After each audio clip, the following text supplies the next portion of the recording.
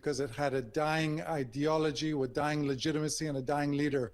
And I think it's been transformed for now into a gangster regime, a regime which has a huge appetite for risk. And it's been... I have been sitting in darkness, not because I... That is Iran's new mode. That's the new era we're in right now with this Iranian regime. Doesn't sound like, Karim, you think there's any appetite for them to change anything anytime soon. In other words, reach some kind of a deal.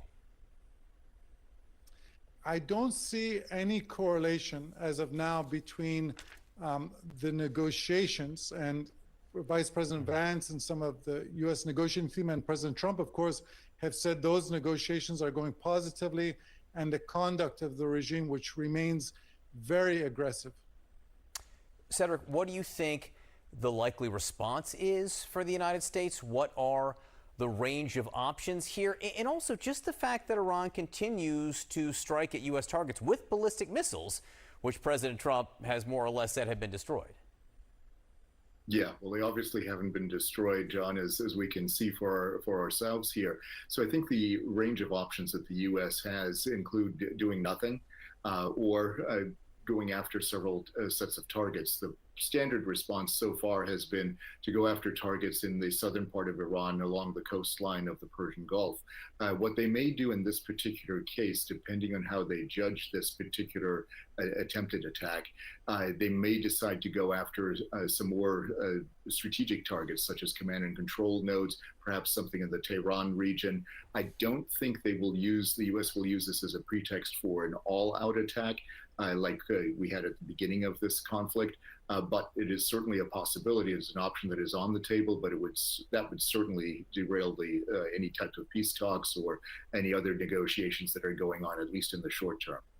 Breaking news in our world lead, the U.S. military says that Iran just launched multiple missiles in a surprise attack on U.S. forces in the Middle East. The CENTCOM announcement adds, quote, all Iranian missiles were successfully intercepted. U.S. forces remain vigilant and at a high state of readiness. The U.S. and Iran had seemed to have been in a momentary pause in fighting since Friday, but apparently no longer. Joining us now on the breaking news, retired Air Force Colonel Cedric Leighton. Colonel Leighton, what do you make of the timing of this?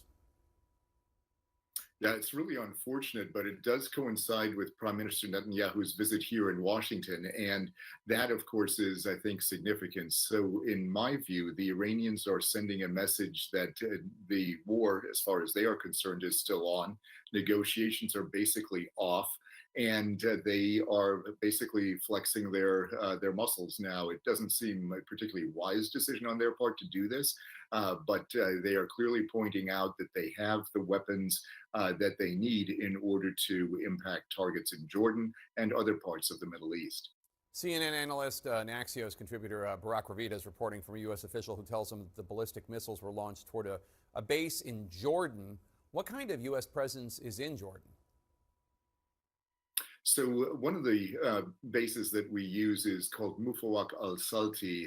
It is a base that where we actually had 3 service members killed recently, and it is a base that has F-35s at it. F-18s, F-16s have been there as well.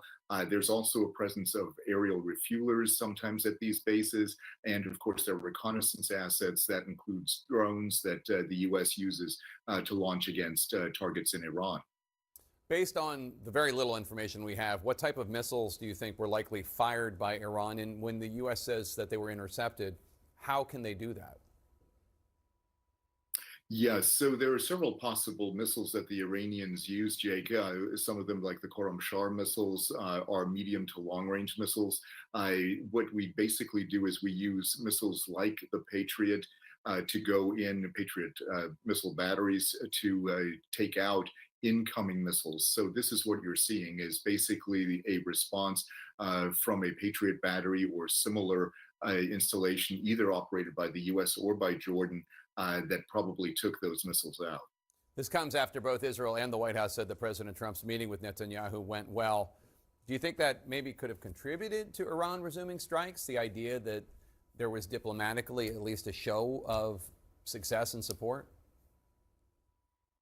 Yeah, I think so. If the U.S. and Israel are seen to be working more closely together once again, the Iranians are probably going to use that as an excuse to say if these two countries are working together, then we need to preemptively strike at least against the US. Interestingly, though, they have not struck Israeli targets at this point, and that I think is significant as well. We just learned there were no more than 4 ballistic missiles, according to initial estimates, according to a U.S. official. What is your current assessment of the Iranian stockpile? How many missiles do they have that they can fire at us or our allies? Yeah, so there might be missiles in the stockpile, but not all of them are able to be fired against targets that include U.S. installations. So they may have somewhere around 2,000 to 3,000 missiles that are still actively listed in their inventory. That's of over 6,000 that are probably in that category before this war started. And as far as the ones that are usable, it might be somewhere around 1,000 to 1,500. But they may be impacted by launch difficulties. They may be impacted by, the fact that the U.S. is keeping an eye on where those missiles are being launched from, and that could have really dampened their ability to move those missiles to a launch point. So a lot of the missiles that they use are going to be impacted by our reconnaissance efforts in this case. So let's say 1,000 to 1,500 missiles are at their disposal at any given time.